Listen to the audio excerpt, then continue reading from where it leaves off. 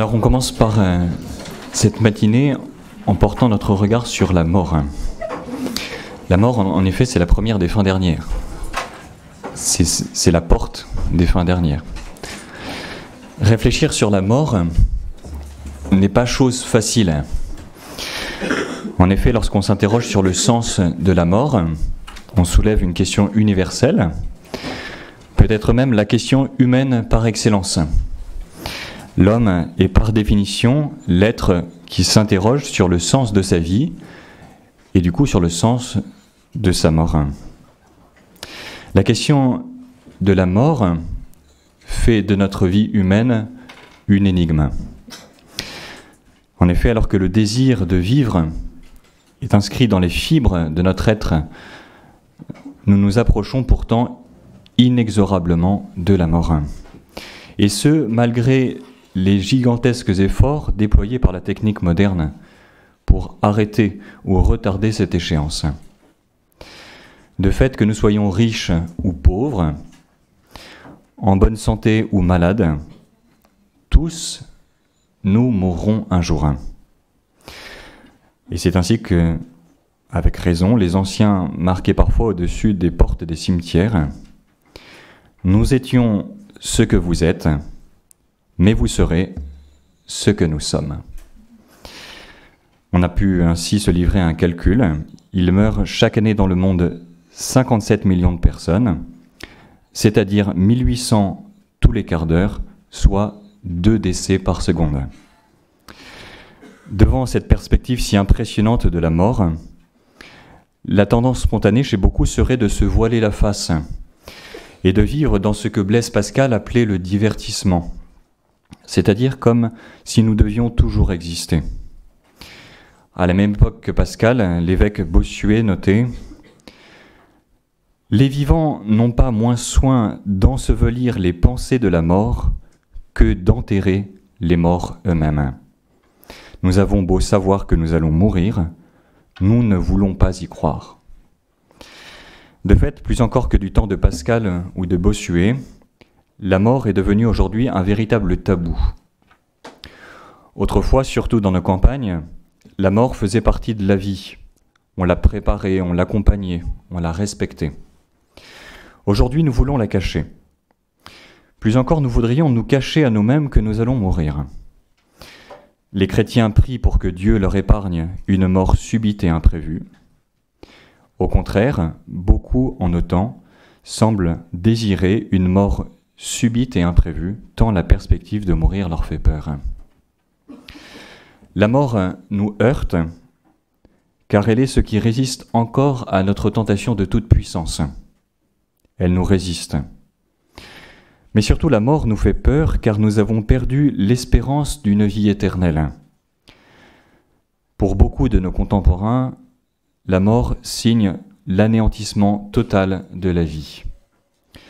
La mort semble même faire de la vie humaine une véritable tragédie, car à quoi bon vivre si l'on sait que tout ce à quoi nous tenons le plus va disparaître un jour dans le néant, d'une manière absurde. Et c'est pourquoi, comme le disait Jean-Paul II, la civilisation contemporaine fait tout ce qui est en son pouvoir pour détourner la conscience humaine de l'inéluctable réalité de la mort, en tentant de pousser l'homme à vivre comme si la mort n'existait pas. La réalité de la mort, disait Jean-Paul II, est pourtant évidente. Il n'est pas possible de la faire taire. Il n'est pas possible de dissiper la peur qui l'accompagne. L'homme craint la mort, et cette crainte a une valeur salvifique. Elle ne doit pas être effacée de l'homme. Ce que dit ici saint Jean-Paul II est profondément juste. Nous devons nous rappeler que nous allons mourir. Pour pouvoir vivre vraiment, nous devons être capables de donner un sens à notre mort.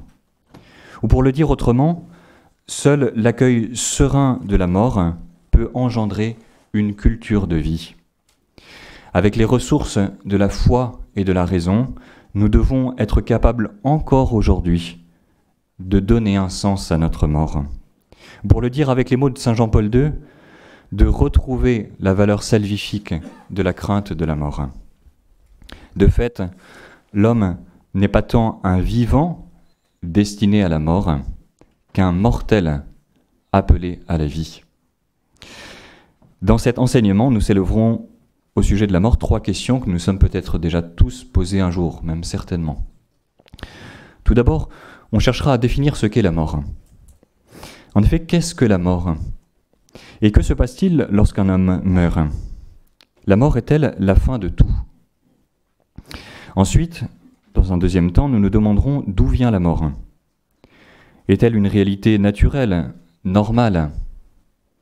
Mais dans ce cas, pourquoi la redoutons-nous autant?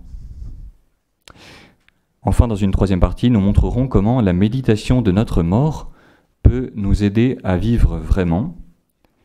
On essaiera de comprendre avec les saints que la perspective de notre mort, loin de nous empêcher de vivre, donne un sens à tout ce que nous faisons ici-bas.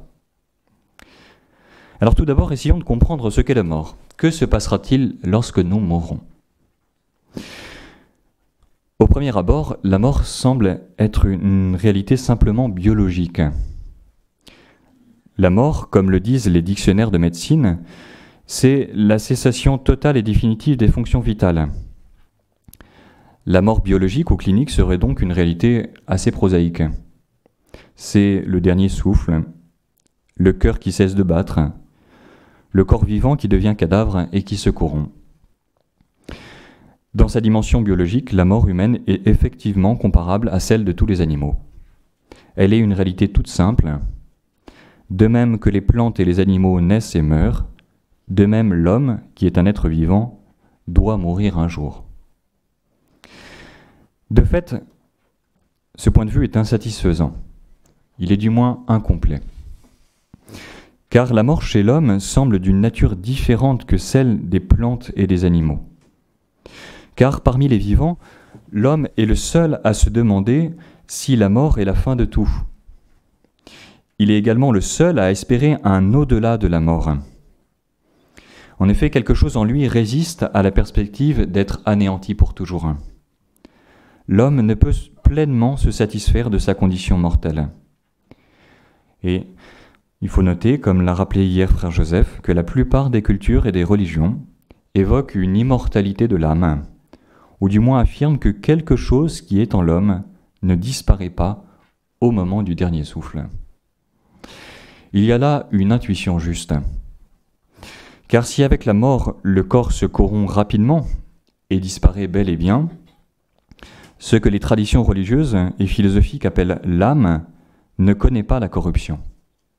Cela, nous le savons avec certitude, par le moyen de la foi, mais aussi par le moyen de la raison.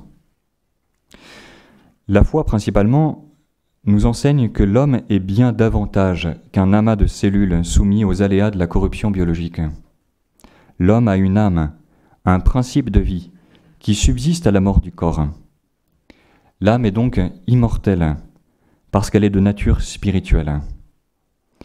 Ne craignez pas ceux qui tuent le corps, mais qui ne peuvent tuer l'âme, disait Jésus à ses disciples.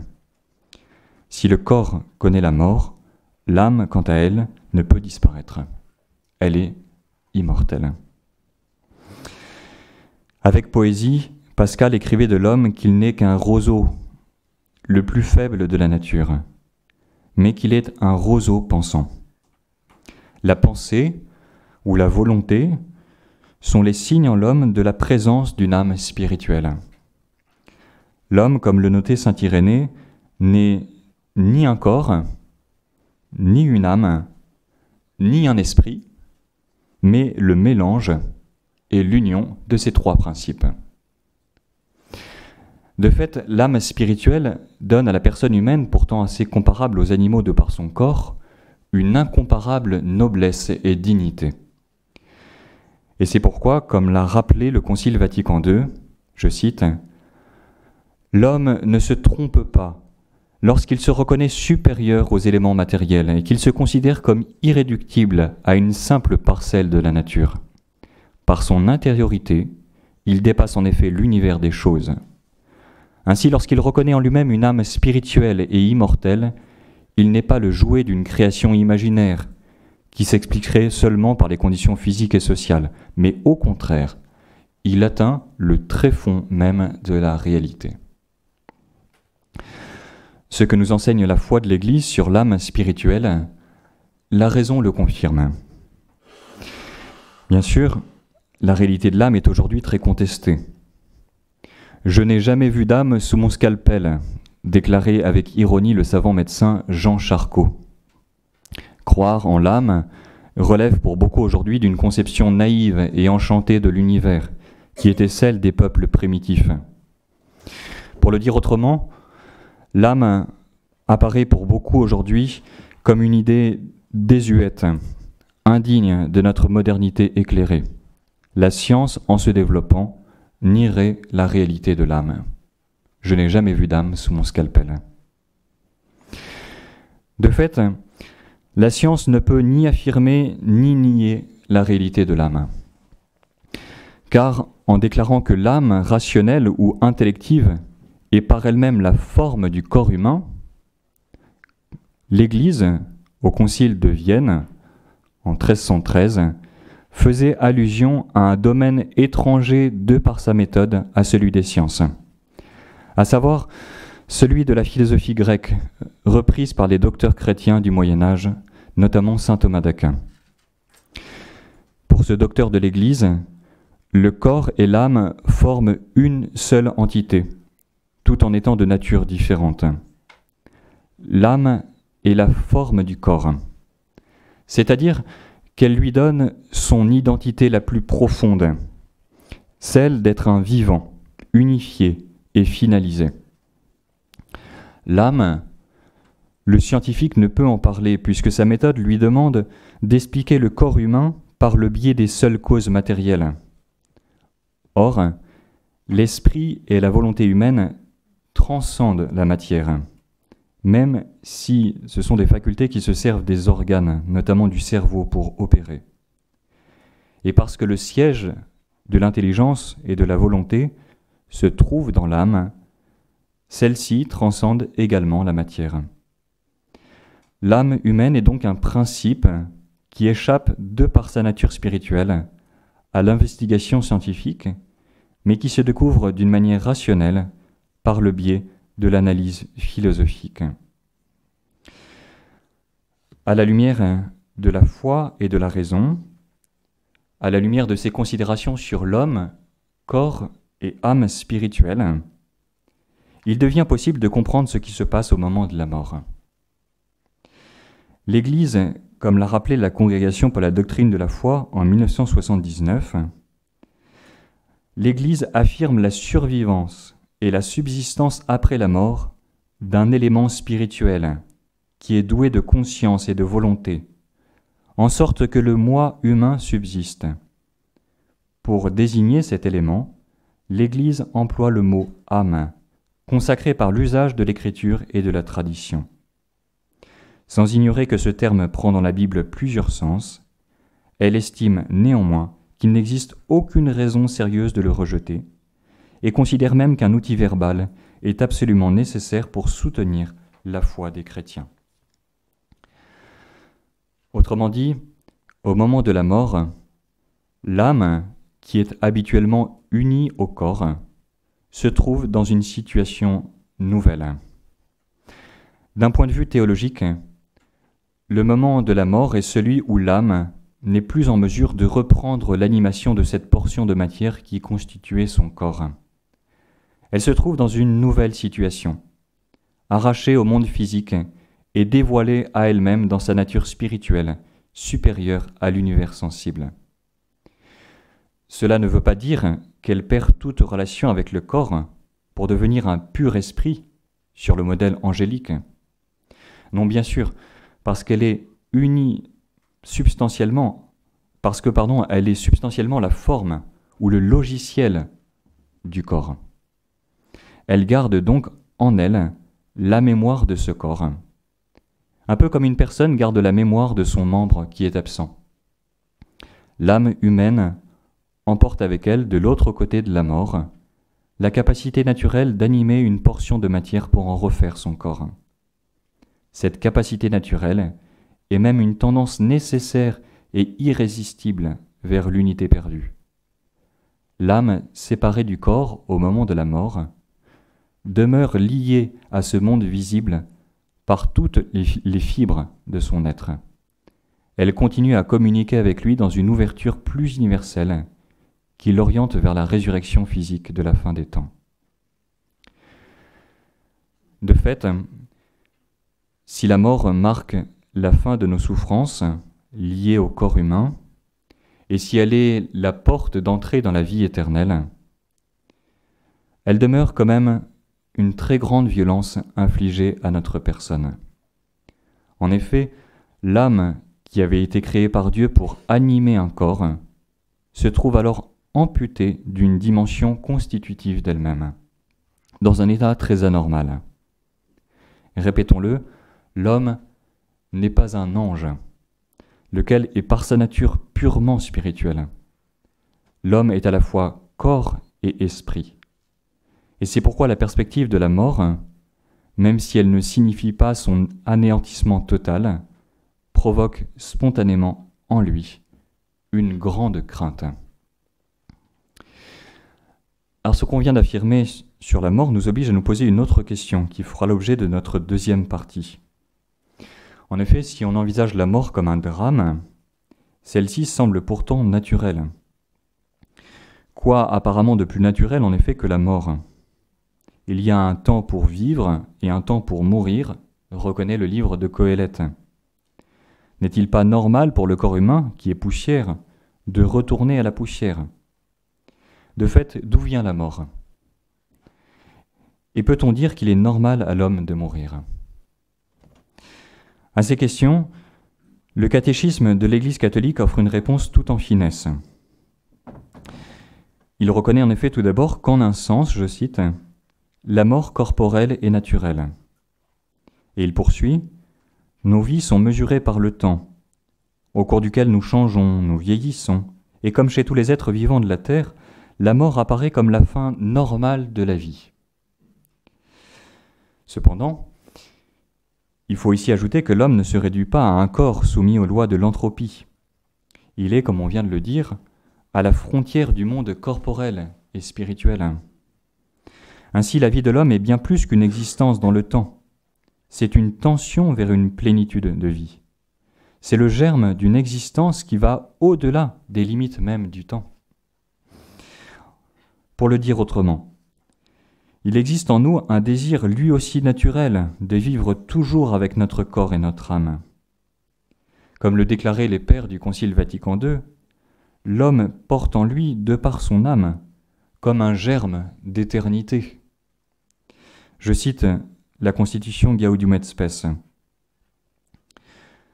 C'est en face de la mort que l'énigme de la condition humaine atteint son sommet.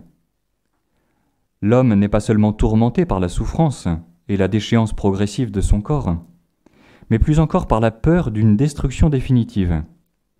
Et c'est par une inspiration juste de son cœur qu'il rejette et refuse cette ruine totale et ce définitif échec de sa personne. Le germe d'éternité qu'il porte en lui, irréductible à la seule matière, s'insurge contre la mort.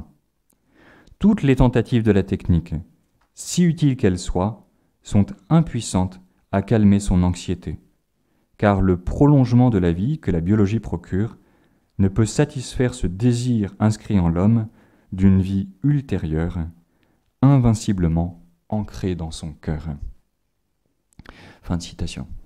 Alors pour se convaincre que tout homme désire l'éternité en raison de cette âme spirituelle qui est en lui comme un germe d'éternité, il suffit d'aller dans nos cimetières, d'y arpenter les allées et d'y lire les épitaphes gravées sur les tombes.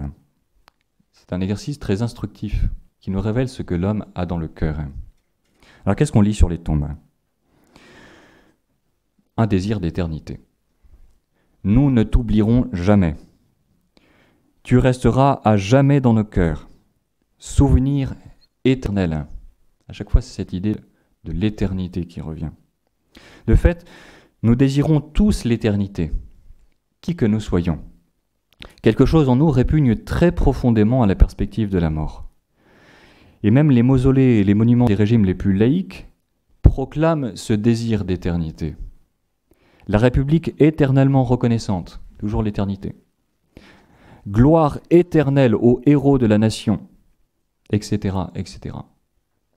Les valeurs qui donnent sens à la vie humaine, l'amour, la vérité, la fidélité, ne peuvent être qu'éternelles.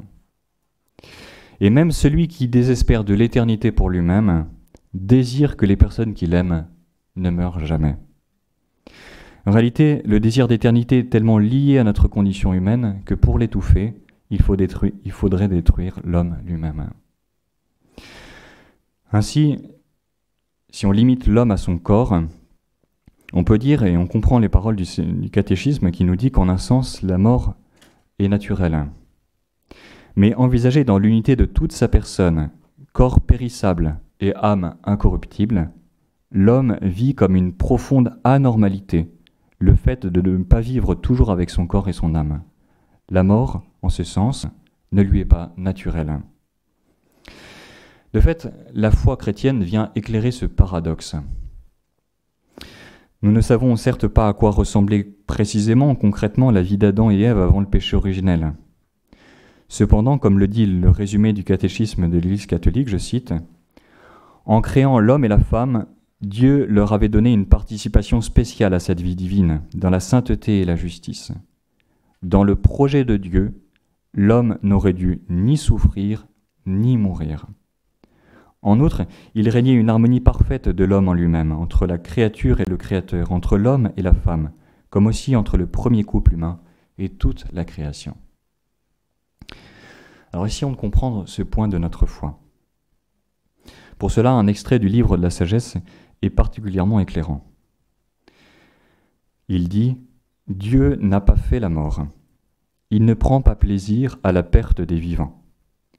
Oui, Dieu a créé l'homme pour l'incorruptibilité. Il en a fait une image de sa propre nature. C'est par l'envie du diable que la mort est entrée dans le monde. Ils en font l'expérience, ceux qui lui appartiennent. » Cette citation de la parole de Dieu offre en quelques mots un résumé saisissant du regard chrétien sur la mort. Elle est en effet la conséquence de la rupture de l'homme avec Dieu. Elle est, dit saint Paul, le salaire du péché. En perdant la grâce sanctifiante par laquelle Dieu habitait le cœur de l'homme, Adam et ses descendants ont connu la mort.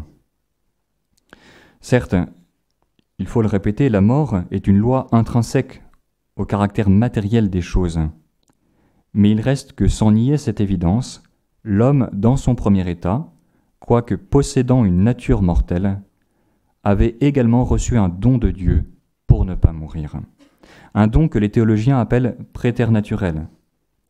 Cette grâce de l'intégrité originelle permettait à l'homme de ne pas connaître la mort corporelle et de demeurer vivant dans toutes les dimensions de son être, même celles qui, par elles-mêmes, auraient dû normalement être soumises à la corruption.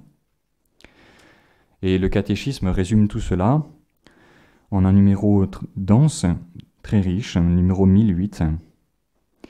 Je le cite. « La mort est conséquence du péché. Interprète authentique des affirmations de la Sainte Écriture et de la tradition, le magistère de l'Église enseigne que la mort est entrée dans le monde à cause du péché de l'homme. Bien que l'homme possédât une nature mortelle, Dieu le destinait à ne pas mourir. La mort fut donc contraire au dessein de Dieu créateur, et elle entra dans le monde comme conséquence du péché. » La mort est donc un châtiment du péché. En accueillant cette vérité de foi au premier abord pas très réjouissante, on comprend que la mort peut devenir pour l'homme un moyen de vivre vraiment. Pourquoi ? Parce qu'un châtiment n'est pas simplement une punition que Dieu inflige à l'homme pécheur, mais c'est aussi indissociablement un moyen de relèvement, une invitation à la conversion. Le châtiment est un moyen dans la pédagogie de Dieu afin de conduire les hommes pécheurs à la sainteté et à la vie éternelle.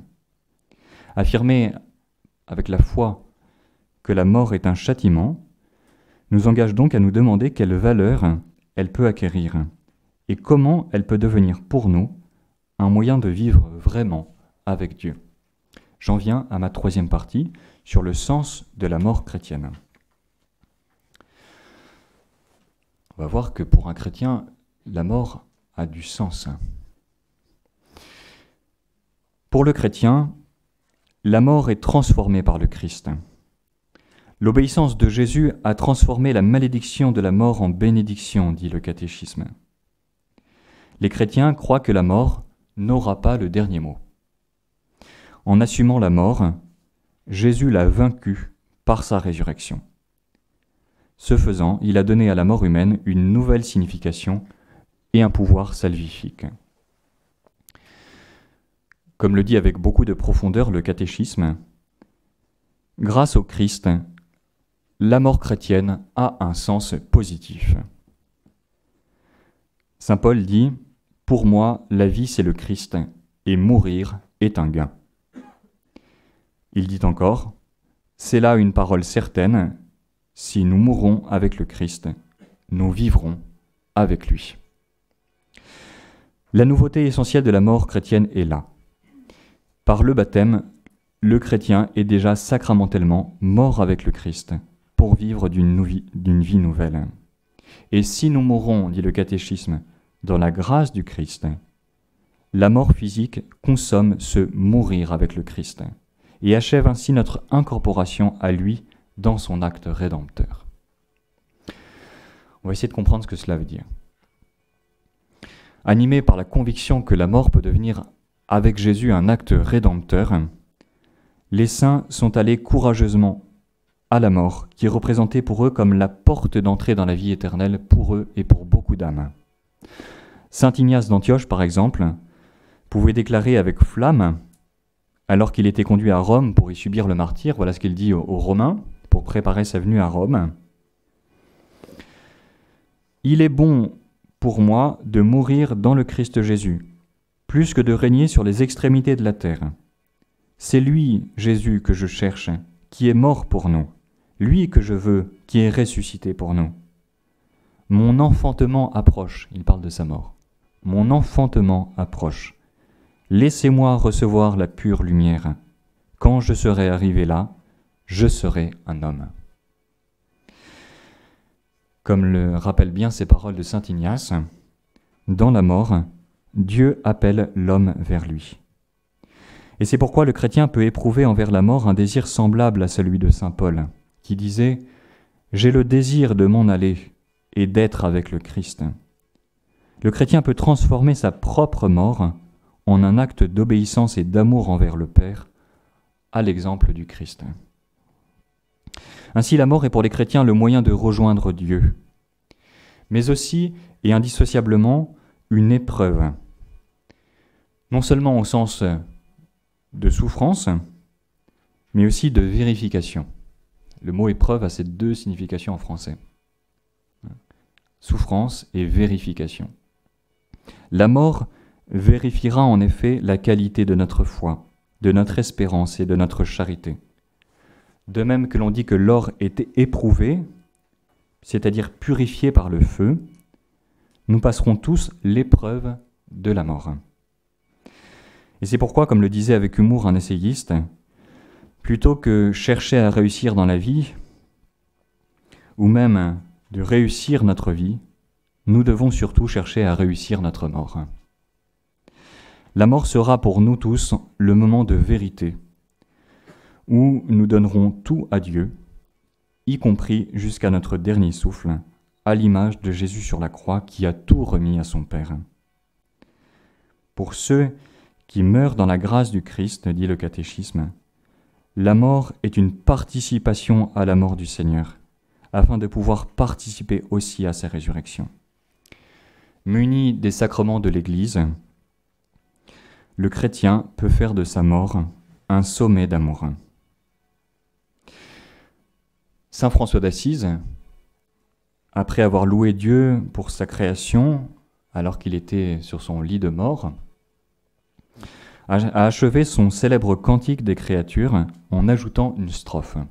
Il l'avait déjà composé un peu avant, Dans ce cantique, on s'en rappelle, il loue chacune des créatures, il loue Dieu pour chacune de ces créatures qu'il appelle frère ou sœur. Et au dernier moment, il a ajouté une dernière strophe à ce cantique. Il a béni Dieu pour sœur notre mort corporelle. Alors je cite, « Loué sois-tu, mon Seigneur, pour sœur notre mort corporelle, à qui nul homme vivant ne peut échapper. Malheur à ceux qui mourront dans les péchés mortels. Heureux ceux qu'elle trouvera dans sa très sainte volonté, car la seconde mort ne leur fera pas de mal. » On commence ici à comprendre pourquoi les anciens mettaient tant de soin à préparer leur mort, puisqu'ils la considéraient comme le sommet de leur vie, le moment peut-être où ils aimeraient le plus en vérité. À leur suite, nous devons apprendre à mourir. Il faut apprendre à mourir, et saint Antoine d'Égypte donnait une consigne à ses moines qui vaut aussi pour nous. Voilà ce qu'il leur disait.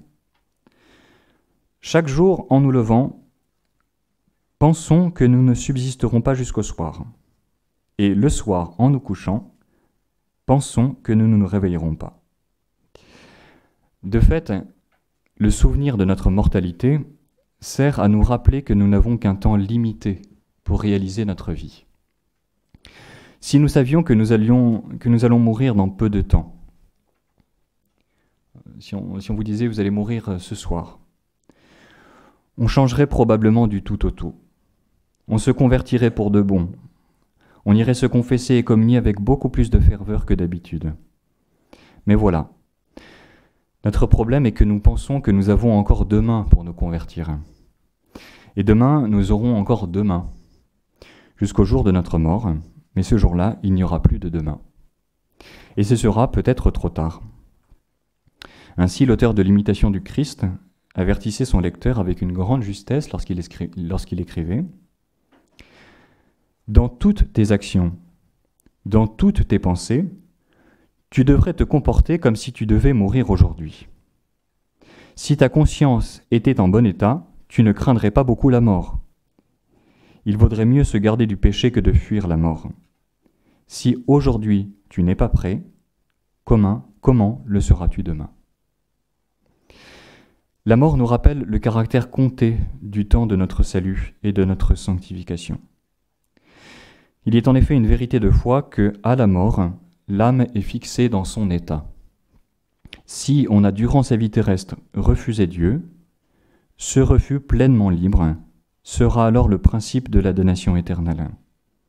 Si en revanche on a accepté Dieu, les portes de la vie éternelle nous seront ouvertes.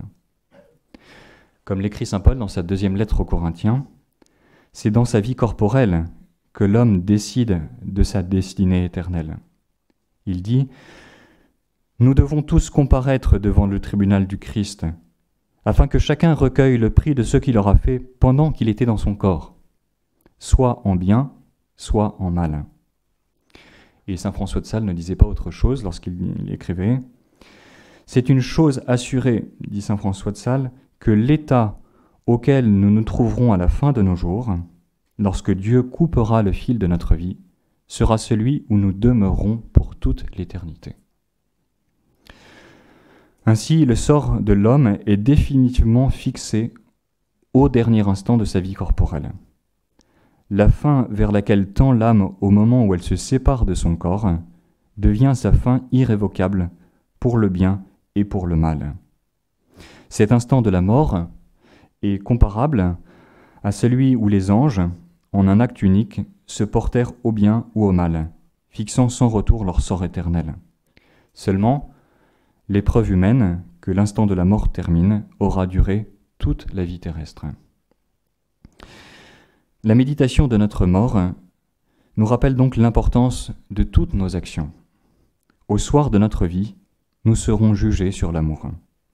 Nous pèserons dans la balance du jugement le poids de notre amour. Tout le reste disparaîtra, comme les châteaux de sable sur la plage qui sont balayés par la marée montante.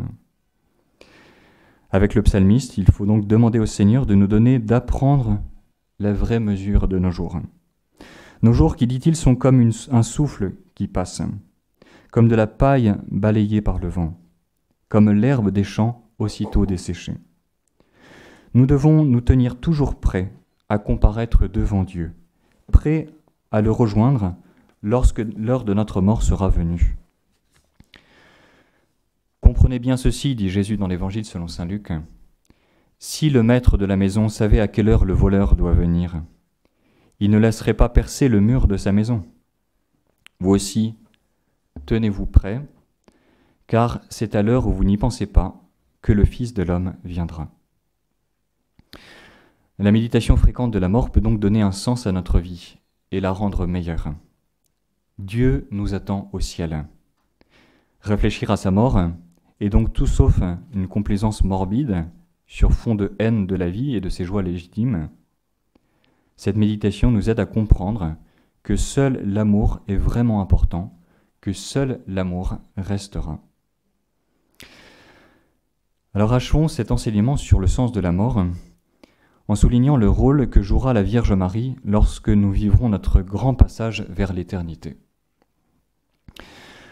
En effet, comme nous le demandons à la Sainte Vierge au moins 53 fois par jour, peut-être 62 fois si vous dites l'Angélus en plus du chapelet, priez pour nous, pauvres pécheurs, maintenant et à l'heure de notre mort.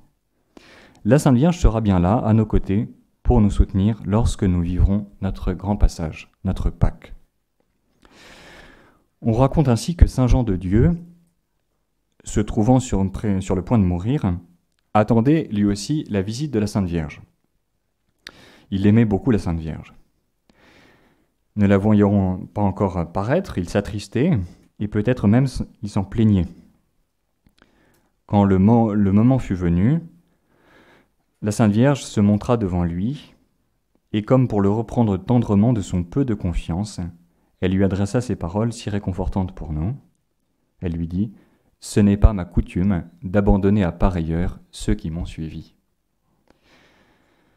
Instructif est également un songe reçu par Don Bosco. Dans la nuit du 6 décembre 1876, Saint Dominique Savio visita en songe Don Bosco. « Mon cher Dominique, lui dit Don Bosco, dis-moi ce qui t'a le plus consolé à l'heure de la mort. » Dominique Savio lui répondit « Ce fut l'assistance de l'aimable et puissante Mère de Dieu.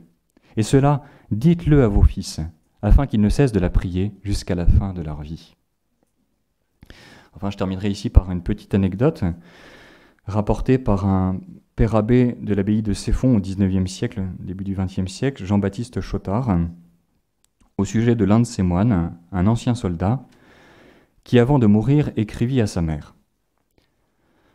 « Quand vous recevrez cette lettre, petite mère, votre fils sera au ciel près de la Vierge Marie. » Ce religieux confia sa lettre à un ami qui s'étonna en la lisant. « Êtes-vous si sûr d'aller au ciel ? Vous n'avez pas toujours été un ange. » En effet, le moine avait eu une vie un peu aventureuse avant son entrée au monastère. Le mourant répondit « Un ange ? Je ne suis pas un ange. Mais il ne s'agit pas de moi, il s'agit d'elle. Je la connais, je suis sûr qu'elle languit de me voir. » « Vous dépassez les bornes, la Sainte Vierge ne se languit tout de même pas de vous, lui répondit son ami. « Non, lui répondit le moine, je n'exagère pas. L'Immaculée me désire près d'elle. » Comme l'ami esquissait un sourire amusé, le mourant se redressa et lui posa cette question. « Dites-moi oui ou non. L'est-elle ou ne l'est-elle pas, ma mère ?» Jean-Baptiste Chotard fut très marqué par cette petite histoire. De fait, elle montre bien, comme on a pu le dire, que si l'on a besoin d'une sage femme pour naître, on a encore plus besoin d'une femme sage pour mourir. En Marie, nous l'avons. Elle sera là pour nous aider à tout donner, dans la paix et la confiance, lorsque notre heure viendra. Terminons cette méditation en citant une prière que le Saint-Pape Jean-Paul II avait rédigée en 1985, en prévision de sa mort. Voilà ce que disait Jean-Paul II, et qui nous apprend comment meurent les saints. « Si un jour, la maladie devait envahir mon cerveau et anéantir ma lucidité, déjà, Seigneur, ma soumission est devant toi, et se poursuivra en une silencieuse adoration. Si un jour, un état d'inconscience prolongé devait me terrasser, Je veux que chacune de ces heures que j'aurai à vivre soit une suite ininterrompue d'actions de grâce, et que mon dernier soupir soit aussi un soupir d'amour. Mon âme, guidée à cet instant par la main de Marie, se présentera devant toi pour chanter tes louanges éternellement.